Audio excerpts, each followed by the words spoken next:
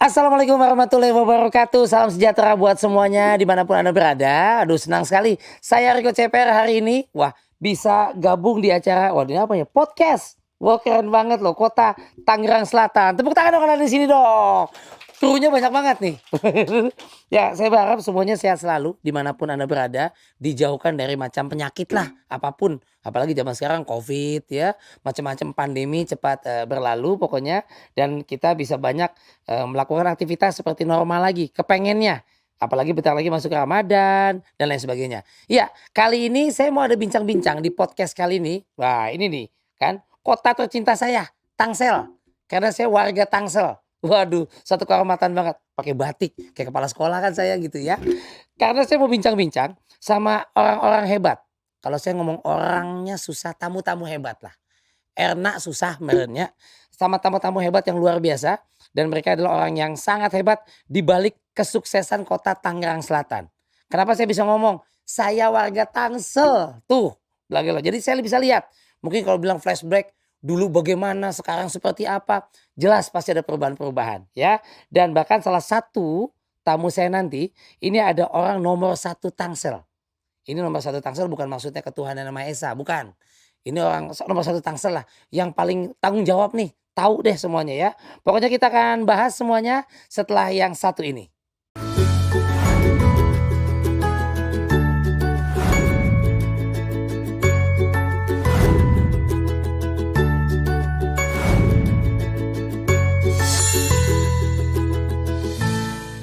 Oke, balik lagi sama saya Rico CPR dan ya, kalau saya mau ngajak sama teman-teman yang nonton podcast kali ini bahwa Tangsel ini kota yang dekat sama DKI Jakarta, penyangga.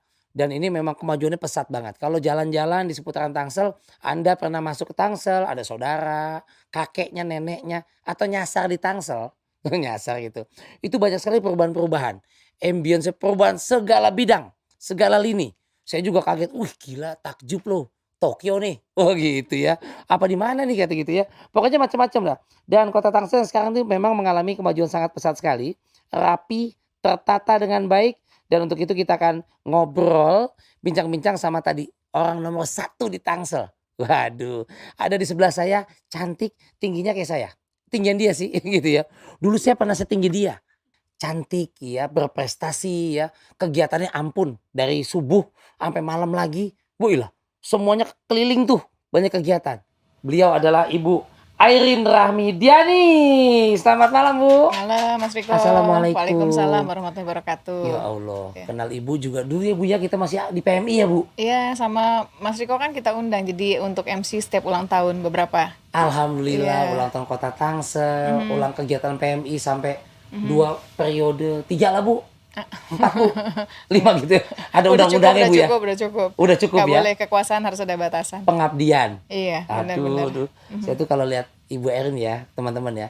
Kalau diumpamakan lihat Menara Eiffel, bagus indah. Habis lihat saya sutet. Sama-sama tinggi sih. Cuman banyak penyakitnya nih gitu ya. Bu, ini Iya. kalau kita kan temanya flashback nih Bu ya. Aha. Sesuai dengan tema kita ini. Nah, kalau Ibu melihat ya sedikit deh before dan afternya Kota Tangsel tuh kayak apa Bu? Iya, yang pasti kan Tangsel itu bagian dari Kabupaten Tangerang. Ya. 2008 dimekarkan dari Kabupaten Tangerang sebagai kabupaten induk. Tujuannya yaitu dalam rangka memperpendek birokrasi, Ya. mendekatkan pelayanan kepada masyarakat, meningkatkan daya saing daerah yang tujuan akhirnya tentu kesejahteraan. Ya. Jadi waktu 2008 Tangsel dimekarkan, 7 kecamatan, 54 kelurahan, dan banyak hal yang memang harus dibenahi pada saat itu. Ya. Mulai dari infrastruktur. Betul. Saya ingat persis pada saat saya kampanye 2010, jalanan masih rusak sekitar 70%. Jalan Ya. kampung, jalan lingkungan, jalan kota belum tertata. Ya. Dan juga tentunya pendidikan dan kesehatan. Karena pada saat itu pun juga sekolah masih sekolah yang dibangun zaman SD Impres. Iya. Dan puskesmas masih cukup sedikit dibandingkan dengan Terbatas. pertumbuhan jumlah penduduk pada saat itu. Dan maka PR saya sebagai wali kota definitif yang pertama adalah membuat pondasi. Makanya kenapa waktu saya kampanye, tagline-nya mari menata Tangsel, rumah dan rumah kita bersama. Betul. Kenapa menata? Karena Tangsel ini kan udah jadi duluan. Betul. Udah jadi duluan sebelum kotanya terbentuk menjadi otonomi daerah yang baru. Jadi makanya program prioritas saya sesuai dengan apa yang saya lihat di masyarakat, saya temukan dan keinginan masyarakat, saya rumuskan dalam rencana program jangka menengah daerah selama 5 tahun. Yang menjadi skala prioritas pada saat itu pendidikan, kesehatan, dan juga infrastruktur. Infrastruktur penting karena yang tadi saya sampaikan, pembangunan maupun juga perbaikan jalan, lingkungan, dan yang lainnya. Gokil banget ya nggak gengs ya. Ini kalau gue lihatnya the right man on the right place. Wah elah, memang bidangnya gitu ya. Dan yang juga saya agak geleng-geleng kepala, ibu masih tetap energi, tetap sehat, aktivitas kemana-mana. Bagi waktu bu, sama keluarga, anak-anak, itu gimana bu? Saya pernah mau ke ibu sih bu. Anak saya mau nyoret saya dari kartu keluarga bu. Bukan saya nyoret anak saya. Bapaknya main bola mulu kalau gitu ya. Kalau ibu gimana ngatur waktu bu? Yang pasti kita harus membuat skala prioritas dan berbagi. Jadi misalnya pada saat peran saya kan ada sebagai seorang kepala daerah, sebagai wali kota, amanahnya juga ada pertanggungjawaban dan masanya. Sebagai ibu, sebagai istri, dan anak dari orang tua saya masih ada. Tentunya saya membuat skala prioritas dari semuanya sehingga ada keseimbangan. Betul. Dan tidak mungkin saya bisa sendiri, pasti ada teamwork. Kayak pemerintahan juga kan nggak mungkin saya dengan DPRD, kami pemerintahan dengan DPRD, dan kami pun juga saya dengan Pak Benyamin Daphni dibantu oleh organisasi perangkat daerah, tentunya juga para kepala dinas beserta dengan eselon di bawahnya dan jajaran, pegawai dan staf yang tentunya saling membantu sesuai dengan tugas pokok fungsi masing-masing. Jadi tinggal kita mengatur, memanage dan membuat skala prioritas apa yang harus dilakukan dengan jangka waktu. Karena di pemerintahan yang pastinya kan per satu periode sekitar 5 tahun. Bu, ini kan ada yang tahu, ada juga yang nggak tahu. Ibu juga pernah dikenal dari pemilihan Mojang Jawa Barat ya Bu ya. Kemudian Putri Indonesia Bu. Macam-macam deh Bu. Itu nggak ada niatan ke dunia entertain Bu. Misalnya jadi presenter. Tuh teman saya ada Bu, Melanie Putria lah, Alia Rohali. Ibu kan semuanya ada. Pinter, energik, cerdas, cantik. Nggak pengen Bu? Gini ceritanya. Jadi saya kenapa ikutan Putri Mojang Mojang Kota Bandung juara 1, terus udah gitu Mojang Jawa Barat juara 1, terus ada tawaran untuk ikut Putri Indonesia, saya ikut. Sebetulnya niat saya bukan apa-apa, saya lebih ke hal pada saat ikut Mojang di tingkat kota maupun juga provinsi. Saya kan masih semester 1 waktu itu, masuk ke Unpar Parahyangan. Terus aktivitas waktu itu juga aktif di Senat. Terus ada nih temen, terus ya mungkin usia gitu kan kita pengen serba nyoba dan saya lihat ini sesuatu yang positif dan saya melihat bahwa pada saat pemilihan Mojang itu kan nggak cuma dilihat fisik aja. Betul. Jadi ya udah saya coba aja, karena kalau fisik aja belum tentu saya nggak pede nih, saya nggak yakin menang. Makanya pada saat itu ya udah kita ikut karena katanya nggak cuma fisik tapi juga kemampuan dan pengetahuan kita. Makanya saya coba, alhamdulillah juara. Nah pada saat ada tawaran Putri Indonesia lebih kepada hal sebetulnya saya kan waktu SMA ikut Paskibraka. Betul. Namun seleksinya alhamdulillah saya syukuri sih waktu itu juga sampai tingkat provinsi Banten, provinsi Jawa Barat waktu itu. Maksudnya kan saya di Bandung jadi masuk Jawa Barat, Banten juga belum ada waktu itu. Nah, saya ikut cuma sampai tingkat Jawa Barat, alhamdulillah saya syukuri. Nah, pada saat ada kesempatan di tingkat nasional untuk itu per Indonesia, saya cuma penasaran, pengen tahu gimana rasanya kalau lomba tingkat nasional. Karena saya tanya ada teman saya yang paskibraka, enak, kenal dari teman dari Aceh, dari Papua, dari Sulawesi, dari segala macam. Akhirnya saya ikut gitu. Jadi nggak ada niatan sih, alhamdulillah masuk 10 besar, kenal sama teman-teman, lebih kepada hal itu aja. Jadi sampai istana dong Bu? Apanya? Paskibra gitu nggak? Paskibra saya provinsi. Jadi karena paskibranya tingkat provinsi, makanya pas ada kesempatan saya diminta ditawar perwakilan Jawa Barat untuk Indonesia, Lomba Putri Indonesia, saya ambil.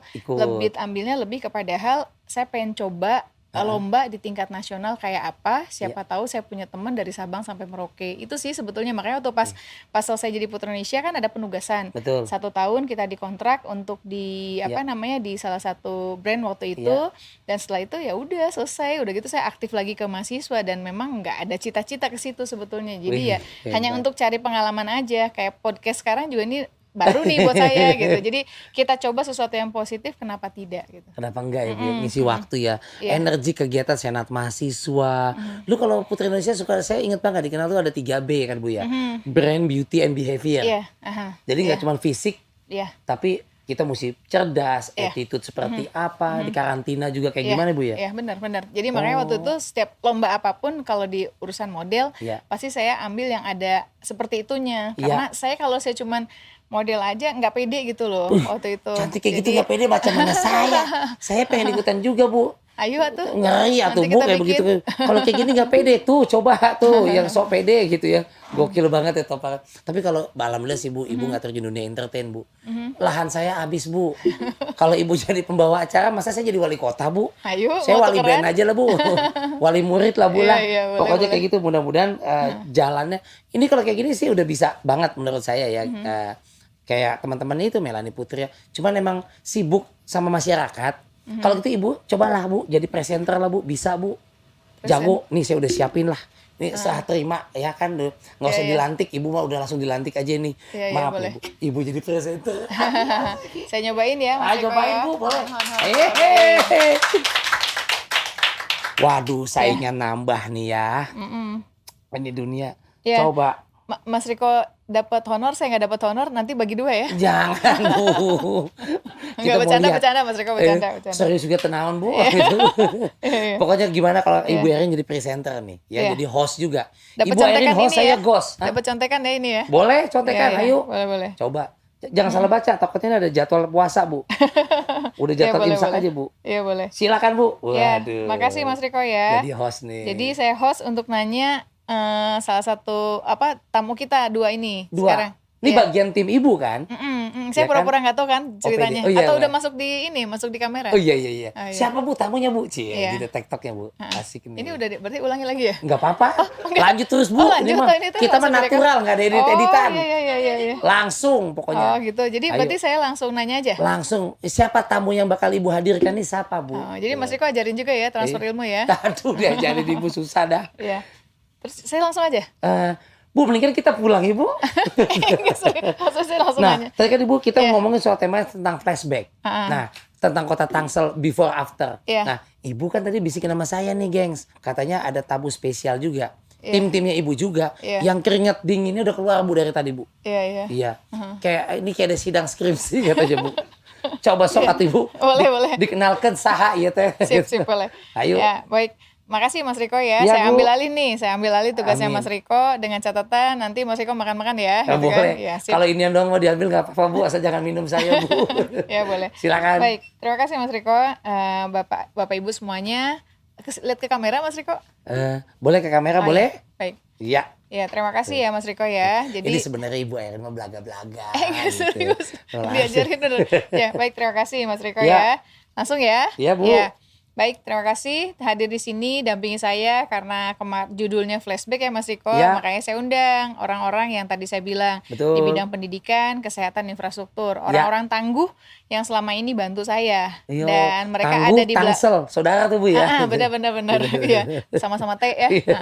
Dan inilah yang di belakang ini selama ini bantuin saya. Tapi karena saya wali kotanya yang berkepribadian saya, sehingga akhirnya saya yang selalu tampil. Tapi sebetulnya apa yang kita lakukan di usia 12 tahun sampai hari ini, ini orang-orang hebat yang ada sama-sama dengan saya. Siapa itu Bu? Ya, yang satu ya tentunya seluruh kepala OPD, organisasi perangkat daerah. Cuman untuk episode sekarang saya undangnya 2 ini dulu.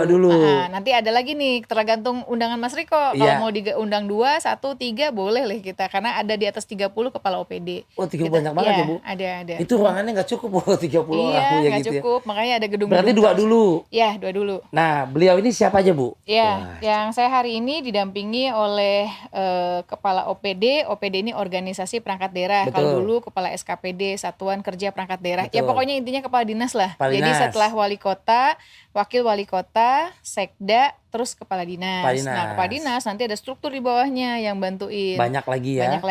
Jadi pada apa-apa nanyanya kepala dinas aja Bu ya? Ya, saya nanyanya kepala dinas saja. Kecuali kalau kepala dinas yang nggak bisa jawab, biasanya saya langsung tuh tanya kepada teknis, ke kabid atau sekdis atau yang lainnya. Kepala dinas ditanya langsung sama pimpinannya nih wali kota ya. Yang lagi nyamar jadi host. Wah sedap nih. Keringet dingin nih Bu. Enggak lah, orang-orang pinter kok. Ini orang hebat semuanya. Ini Pak Ade. Ibu nggak tahu aja Bu sebelum syuting tadi Bu. Gimana deg-degannya Bu itu. Tensinya tinggi Bu. Gitu. Jadi tapi udah pada lulus vaksin sih, jadi kayaknya tensinya rendah aja. Alhamdulillah. Jadi dari dinas mana aja kali ini, Bu? Ya, Pak Ade, Kepala Dinas Perumahan dan Pemukiman Ya. yang sekarang merangkap PLT Dinas Bangunan. Ya. Dan Pak Aris, Kepala Dinas Pekerjaan Umum. Jadi Ya, ini ya. mirip-mirip lah persoalan infrastruktur, pembangunan. Kalau Pak Aris urusannya jalan, jembatan, sungai dan yang lainnya. Ya. Kalau Pak Ade untuk lebih ke skup perumahan dan pemukiman. Pemukiman Ya, masyarakat, kalau ya. kemarin beberapa waktu lalu di sekitar 4 tahun ya, 4 tahun lalu tuh kita rubah waktu itu 4 apa 5 tahun kita rubah dengan OPD baru yaitu ada Dinas Bangunan karena Tangsel sebagai daerah baru, Betul. baru dimekarkan, butuh proses pembangunan. Benar. Nah, kita bikin tersendiri agar fokus melakukan infrastruktur pembangunan gedung dan yang lainnya. Ada gedung perkantoran dan non perkantoran. Kenapa jadi saya ngejawab semua padahal ada dua ini? Itulah sebenarnya kan. Ini all in one lah semuanya ya. Nah, yang kita mau tanyakan Bu, itu kepada apa ya? Pertanyaan kepada narasumber ini semuanya Bu ya. Apa Bu? Saya sih punya contekan nih Bu tentang ini Bu. Cakupan ini untuk seluruh kepala dinas ya. Cakupan tugas sebagai kepala OPD dan apa aja agenda kerja tiap OPD Bu. Nah, silakan dijawab. Nah, hati-hati salah jawab nanti agak-agak rusak nih, gajian nggak turun Pak. Kalau gajian mah tetap cuman tunjangan dipotong gitu. Aduh. Kumaha Pak? Ayo. Ya, terima kasih Mas Riko, Ibu Wali Kota. Dinas Perumahan Permukiman kami membantu Ibu Wali Kota dalam rangka menyelenggarakan pelaksanaan infrastruktur di bidang perumahan, kemudian di kawasan permukiman dan pertanahan. Jadi kemudian lingkup pekerjaan kami fokusnya adalah dalam rangka untuk penyediaan sarana prasarana umum, ada PSU, kemudian ada program bedah rumah di sana, kemudian ada lagi tentang penyelenggaraan teknik pengembangan perumahan. Kemudian di permukiman juga ada di situ terkait dengan penataan kawasan kumuh perkotaan. Itu kami jalankan juga. Kemudian yang terkait dengan PJU dan pemakaman, saat ini kami coba konversi PJU dari yang biasa menjadi LED, dan ini bisa mengurangi tagihan listrik. Kemudian kaitan dengan pemakaman, kami juga sedang berupaya untuk menata kembali pemakaman di Tangerang Selatan. Kemudian yang di pertanahan juga saat ini kami dalam rangka mendukung pembangunan infrastruktur yang ada, menyediakan lahan pertanahan yang ada di Tangerang Selatan. Itu untuk yang di perumahan dan permukiman. Kemudian yang terkait dengan Dinas Bangunan dan Penataan Ruang, di sini juga kami membantu Ibu Wali Kota dalam rangka untuk membangun infrastruktur bangunan gedung, kemudian sanitasi, air bersih, dan penataan ruang. Salah satunya adalah terkait dengan gedung perkantoran dan non perkantoran. Di situ untuk yang gedung kami ada sampai dengan saat ini sudah ada 95 gedung yang sudah kami bangun Bu oleh Ibu Wali Kota. Itu totalnya ada 95, terdiri dari gedung kelurahan, kemudian gedung kantor dan gedung kecamatan. Kemudian ada lagi sekolah, 109 sekolah SD yang Ibu Wali Kota sudah bangun selama beliau menjabat. Kemudian gedung SMP ada 2 SMP. Kemudian ada lagi terkait dengan pasar, ada 3 pasar, Pasar Gintung, pasar yang ada di Pasar Ciputat juga. Kemudian ada lagi Civic Center. Ada kurang lebih ada 10 Civic Center, kemudian ada gedung perpustakaan sampai 8 kita bangun se-Tangerang Selatan. Kemudian yang terkait dengan sanitasi dan air bersih sudah cakupan kurang lebih sekitar di atas 80% layanan air bersih dan sanitasi. Jadi semua itu oleh Ibu Wali Kota dilaksanakan selama beliau menjabat di Tangerang Selatan. Di periodenya Pak ya? Periodenya. Ini Bapak lancar banget, di bawah ada kertas apa kagak itu Pak? Kayaknya mesti curiga Bu. Kayaknya ada tulisannya Bu gitu ya. Ibu ada yang mau ditanyain nggak Bu? Nanya apa ya? Yang pasti kan banyak hal ya, 10 tahun nggak cukup, apalagi untuk Tangsel sebagai daerah baru. Saya hanya titip pesan bahwa dengar apa yang diminta masyarakat, membuat program tepat sasaran dan kualitas yang baik, dan pasti masyarakat akan mengapresiasi. Dan terlebih lagi sebetulnya kami memohon dan berminta kepada masyarakat juga, pemerintah membangunnya dengan susah payah, bahkan dari pajak dan yang lainnya. Bantu kami lakukan pemeliharaan. Contohnya kayak misal Civic Center yang kita bangun, taman-taman yang kita buat, sekolahan yang kita buat, dan PR bersama tentunya masyarakat, kita pemerintah, semuanya untuk bisa juga membantu untuk memelihara dan menjaga. Emang bener Bu, kadang-kadang saya udah bilang tuh Bu, kalau kita lagi siaran di TV atau di radio, Ini jangan sampai oknum-oknum ya Bu ya gitu di Indonesia jago ngebangun tapi maintenance apa ngerawat itu nggak cinta. Ada yang demo lah alat dirusak dan lain segala macam, kan nggak salah, duit kita pajak ya Bu ya. Betul, vandalisme lah, manakala kita baru bangun dikit tentunya udah dicoret-coret itu kan. Menarik sekali Bu. Ini kita mau lanjutin lagi Bu. Coba Ibu Airin yang menghantarkan kita ke commercial break Bu. Iklan Bu. Silakan Bu. Pemirsa, kita lanjut setelah iklan berikut ini. Iya, asik.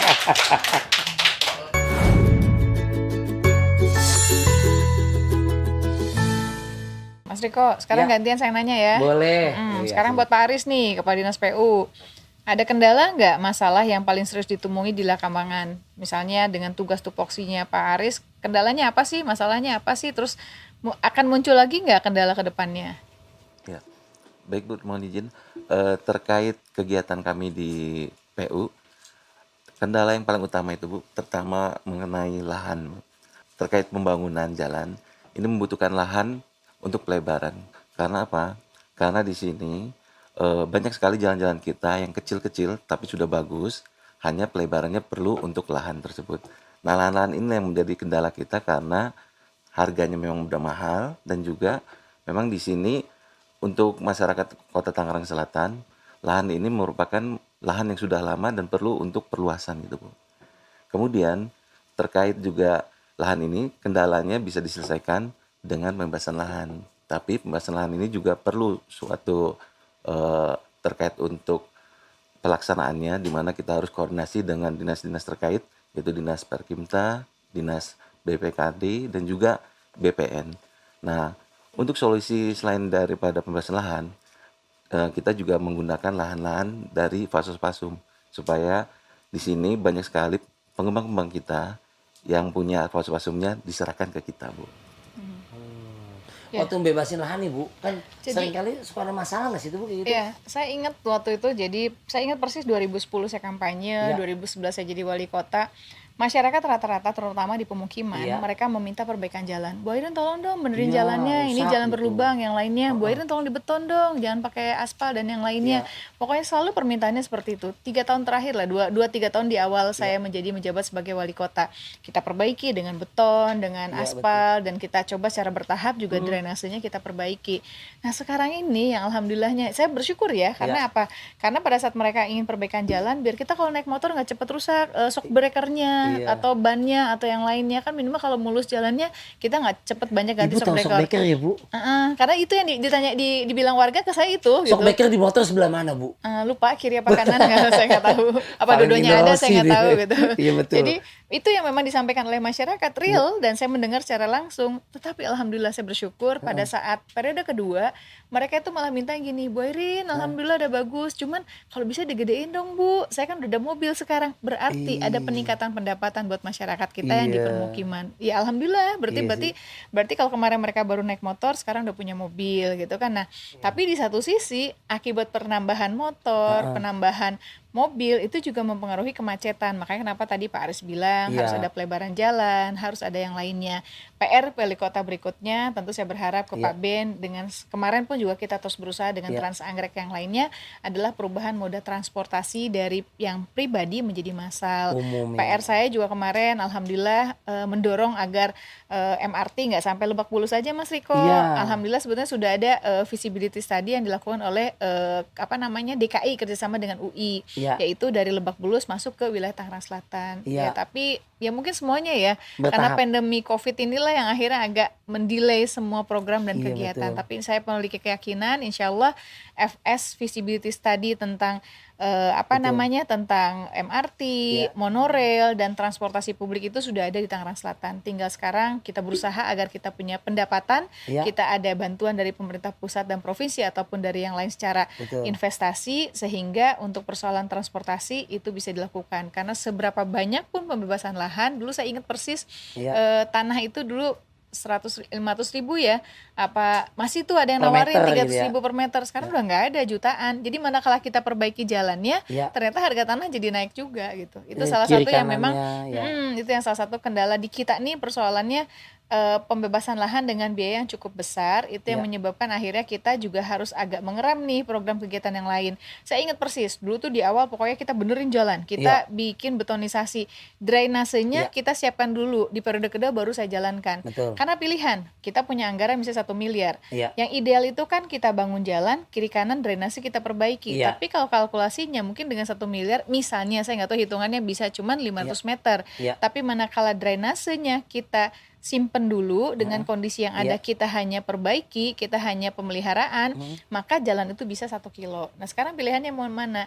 Mau 500 meter tapi ideal, atau 1 kilometer dulu kita benerin jalannya. Iya, Itu juga di periode pertama. Nah makanya pada saat periode kedua kita langsung aktivasi program kegiatan RPJMD adalah perbaikan drainase. Drainasenya juga yang tertutup. Kenapa? Karena jalannya kan kecil. Betul. Jadi minimal kalau misalnya drainasenya pakai tutup yang bisa dibuka, minimal perwis itu apa ya bahasa Indonesianya? Persimpangan. Antara mobil dengan yang lainnya bisa nggak terlalu berdempetan kan, Betul. karena si drainasenya bisa Aman. kita manfaatkan. Betul. Untuk ya syukur-syukur buat pejalan kaki maupun yang lain. Ini di jalan pemukiman ya, Ya, jalan tuh. kecil ya. Ya. Yang kalau untuk yang jalan besarnya kan alhamdulillah trotoar juga udah kita perbaiki karena kita Betul. membuat Tangsel sebagai kota yang nyaman dan Ya, kita betul. berbagi antara swasta dengan kita. Jadi Benar. sempat sih kemarin ada yang bilang, kok ini yang ngebangun swasta semua dan yang lainnya. Kita berbagi dengan Ya. keterbatasan anggaran kita, maka kita buat regulasi seperti apa, maka kita permudah investasi dan semuanya sehingga swasta bisa masuk ke Tangsel sehingga melakukan Betul. proses pembangunan. Itu tugas kita. Jadi bahwa tugas kita adalah meyakinkan orang mau berinvestasi di Tangerang Selatan dengan Betul. cara apa? Transparansi, keterbukaan, kepastian dan semuanya. Ya. Sehingga orang datang ke Tangsel, bagian tempatnya Mas Riko nih, rumahnya Ya. yang di Bintaro, maka kita dorong nih swasta untuk melakukan perbaikan, untuk PJU-nya, Iya. untuk yang lainnya. cakep. Ya, terus misalnya untuk daerah lainnya kita juga investasi. Percaya sama saya Mas Riko, kalau tidak ada transparansi, tidak membuat regulasi yang benar, tidak ada kepastian, orang nggak akan mau investasi di Ya Tangsel. di mana trust ya Bu ya. Ketika orang percaya jelas segala macam ya orang juga mau investasi. Iya, makanya kenapa bagian perumahan pemukiman ini harus ada keseimbangan. Dan Iya, alhamdulillah sekarang ini disparitas dulu antara orang komplek dengan luar komplek udah mulai ada pembauran. Iya. Sekarang yang serunya lagi nih di Apa tuh? akhir-akhir masa jabatan. Kalau dulu sering berantemnya antara orang komplek sama di luar komplek. Iya, Kalau betul. sekarang sesama komplek berantem gara-gara pintu gate yang satu mau ditutup, yang satu mau dibuka. Itu juga dinamika bagi masyarakat Portal di atau Tangerang Selatan. klaster-klaster gitu Bu ya. Iya. Tuh coba. Pasti persoalan akan terus ada, Akan tapi tugas ada. pemerintah adalah bagaimana secara bertahap menyelesaikan itu semuanya. Ih, gila tuh kota gue. Kenapa jadi saya yang jawab padahal saya jadi narasumber? Kepala dinas kalah ilmunya. Ya Lupa cocok saya. atuh Bu ya. Ini kota Tangsel, kota saya. Warganya punya motor jalan rusak minta dibetulin tahun-tahun pertama dibikinin. 5 tahun 3 tahun ke depan, Bu, jalan udah oke. Lebarin boleh nggak? Punya mobil. Dibikinin. Saya berdoa warga tetangga saya di Tangsel nggak punya pesawat terbang, Bu. Nanti Pondok Cabe Bu dibagusin. bikinin gedein Bu buat runway, landasan. Stres ya Bu gitu ya. Nah, ini penjelasan itu sangat komplit bahkan diambil keseluruhan sama Ibu Wali nih ya, sama Pak Aris segala macam Pak Ade. Bu, tapi habis ini kita mau lihat ada tayangan, Bu. Ya, bukan tayang-tayangan enggak, itu sayang-sayangan Bu ya.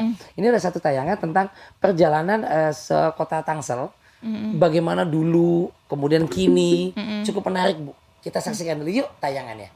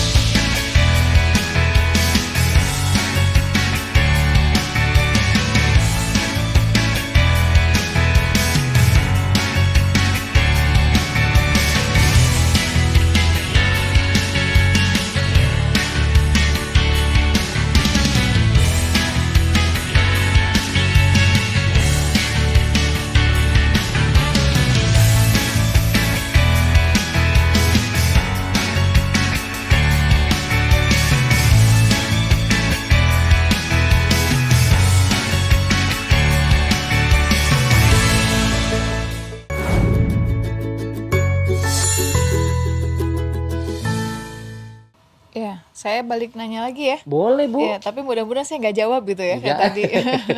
Otomatis Iya. Bu itu. Iya benar. Jadi Pak Aris, jadi kan tadi dibilang ada persoalan dan solusinya sebetulnya. Banyak hal sebetulnya yang terjadi, baik urusan kemacetan, perlebaran jalan, banjir maupun hal yang lain. Nah, pertanyaan saya ya, yang harus dijawab sama Pak Aris gitu ya. Nah, ini dia nih. Apa yang ada di sini atau saya keluar dari sini aja? Terserah Bu, yang di luar situ lebih seneng Bu. Kalau di sini saya takut udah siap Bu. Ya gitu ya. Di luar itu Bu. Mungkin Ibu, Pak ini kan ada solusinya Pak. Pertanyaan saya Pak, ada sisa berapa duit di kantong saya Pak, duit lagi gitu Bu. Lalu pasti terserah Ibu ya, di out of the box boleh banget Bu. Iya. Nah, Pak Aris selama ini kan dari PU nih, hampir karirnya setahu saya Pak Aris ini dari PU tuh, mulai dari Kabid, Sekdis dan yang lainnya. Karir, Sekarang mimpi Pak Aris dengan ke-PU-an Pak Aris terhadap Tangsel yang Pak Aris cintai ini seperti apa sih gitu? Wih. Makasih Bu, terkait ke-PU-an ini, memang saya ada suatu planning, pengen suatu Tangsel ini bebas banjir. Bebas banjir ini bukan hanya banjir hanya setahun sekali, tapi bebas banjir terkait sampai setahun. Nah ini planning saya Bu.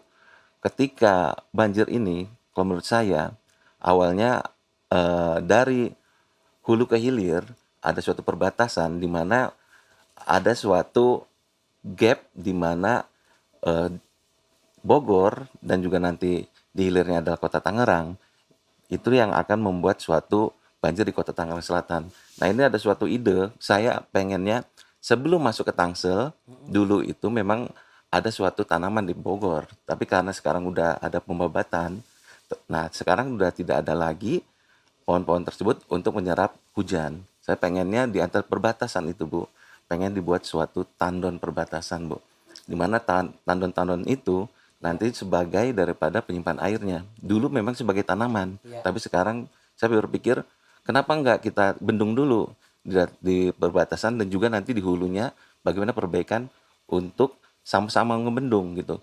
Nah inilah pertama untuk suatu memang ilustrasi yang dipikir memang enggak bisa, tapi menurut saya karena awalnya itu tanaman yang memang untuk menahan, sekarang kita ganti sebuah tandon yang besar ataupun waduk atau apa, nanti tampungannya tersebut akan menahan laju daripada air. Dan juga nanti ada keseimbangan antara perbatasan tersebut memang saling koordinasi untuk perbaikan daripada sungai-sungainya. Lahan dan dananya ada Pak? Nah lahan tersebut saya minta juga karena ini yang terdampak daripada banjir ini adalah kota DKI. Saya minta juga DKI sebagai penyandang dana untuk pembebasan lahannya ini. Itu Bu. Sinergi loh, gimana Bu? Kadang-kadang nyingkronin ya Bu ya. DKI, Jabar, apa kita Banten, Tangerang, Banten ya, Bogor itu. Itu gimana tuh Bu mengkomunikasikan ini Bu? Ya, sebetulnya kan ada konsep Jabodetabekcur ya, dan ada itu yang sangat baik. Tapi memang karena kita terpisah provinsi sehingga hanya MOU dan yang lainnya. Saya kan 10 tahun ikut di situ ya. Jadi banyak hal yang memang konsep penataan persoalan banjir itu nggak bisa cuman misalnya Tangsel sendiri atau misalnya Kota Tangerang sendiri atau misalnya Bogor sendiri, Depok sendiri. Memang harus terintegrasi. Jadi beberapa titik pernah kejadian karena memang ternyata kurang alirannya yang terlalu cepat, bahkan sekarang dengan kondisi curah hujan yang sangat luar biasa. Tapi dengan prediksi curah hujan ini juga sebetulnya bisa sangat membantu kita. Kesiapan dari misalnya pompa air harus dipastikan, masyarakat bersihkan saluran gorong-gorongnya depan rumahnya masing-masing, itu kan juga penting. Karena bisa rata-rata juga banjir akibat ada sumbatan yang lainnya. Pernah satu tempat sampah masuk situ, terus hal-hal yang lainnya.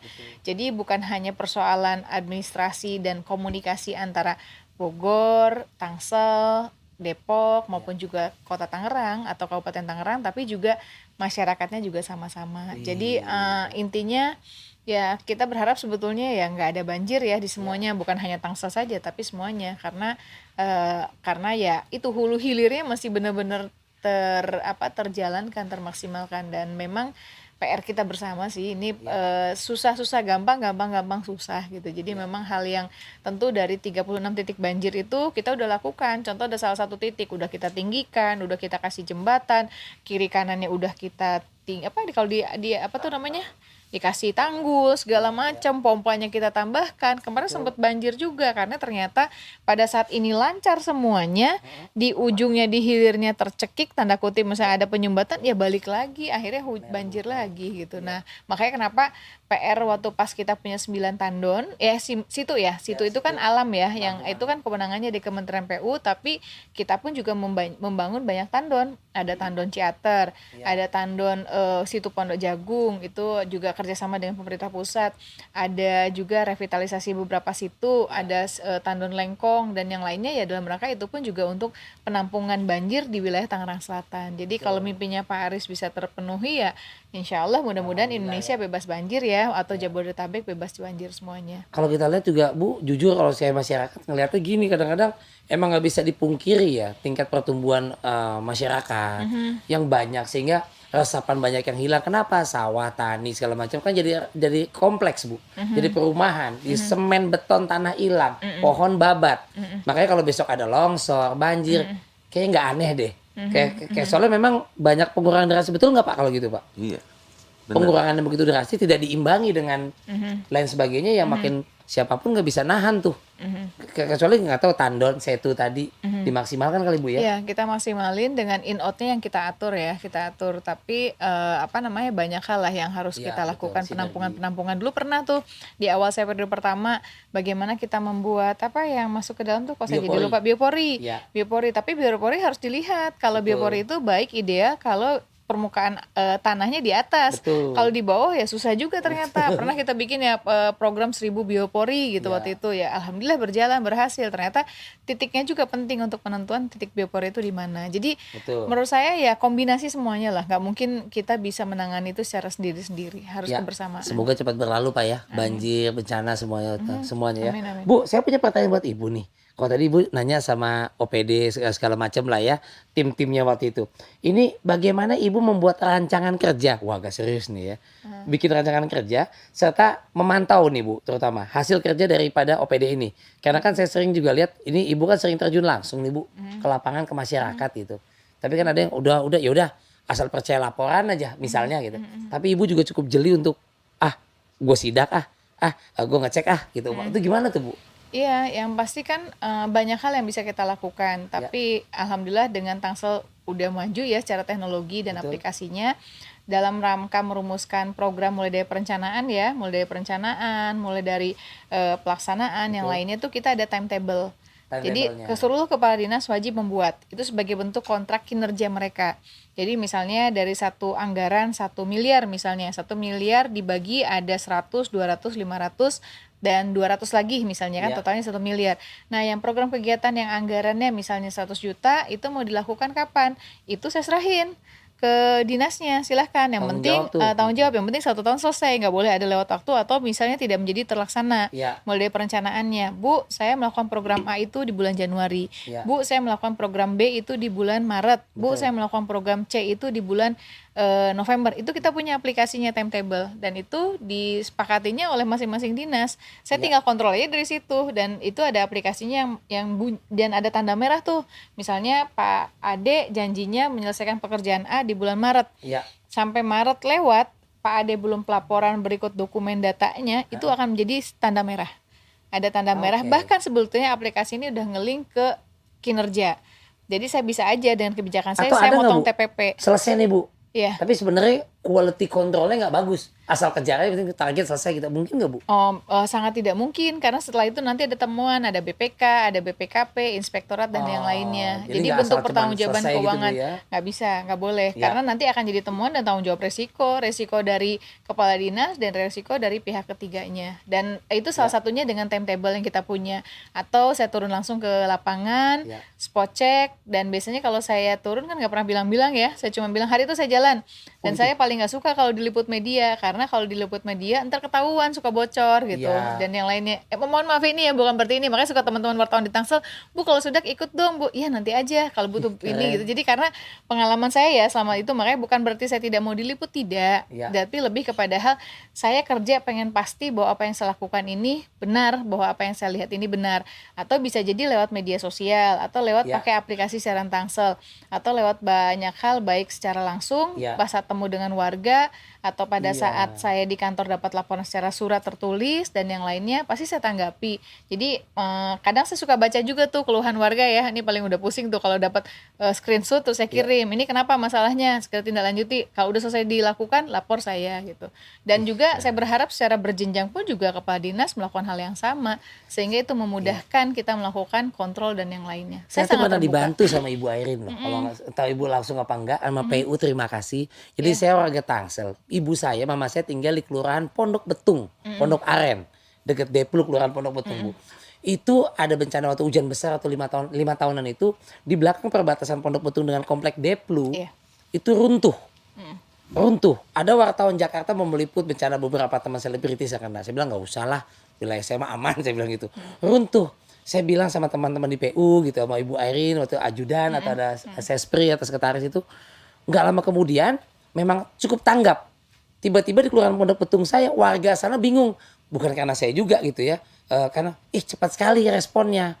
Jadi karena ini bahaya, Kelurahan Pondok Betung, Jalan Pondok Aren 3 dekat lapangan sepak bola. Itu langsung Bu cepat Bu sama PU-nya Bu. Bukan karena saya, jadi warga tanggap sekali nih. Jadi semuanya rapi di beton tuh di trap ya Pak ya namanya, pakai batu itu.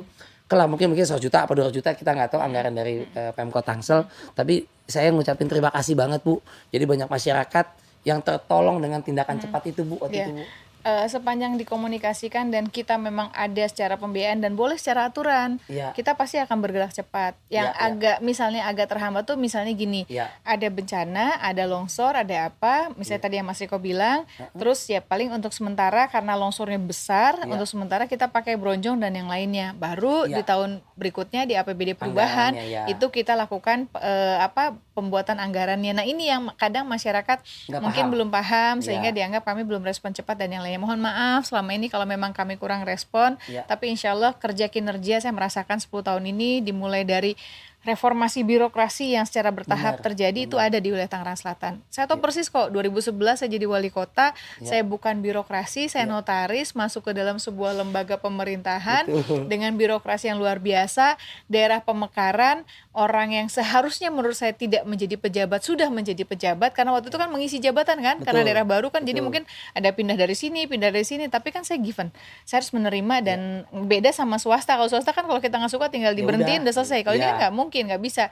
Udah jadi kepala dinas nggak mungkin saya berhentiin. Bisa aja sih dengan non-job, tapi kan ada aturannya yang ribet banget lah menurut saya gitu. Jadi lebih baik ya udah saya terima aja deh apa adanya. Tapi yang penting ada motivasi untuk melakukan perbaikan. Itu terjadi. Saya merasakan betul itu terjadi di wilayah Tangerang Selatan sebagai daerah baru dengan SDM yang waktu itu seadanya. Sekarang sudah ada reformasi birokrasi walaupun memang masih jauh dari kesempurnaan. Tapi saya melihat spirit sama semangat dari PNS, ASN di kita untuk melakukan perubahan paradigma dulu yang kita dilayani, sekarang mulai untuk melayani.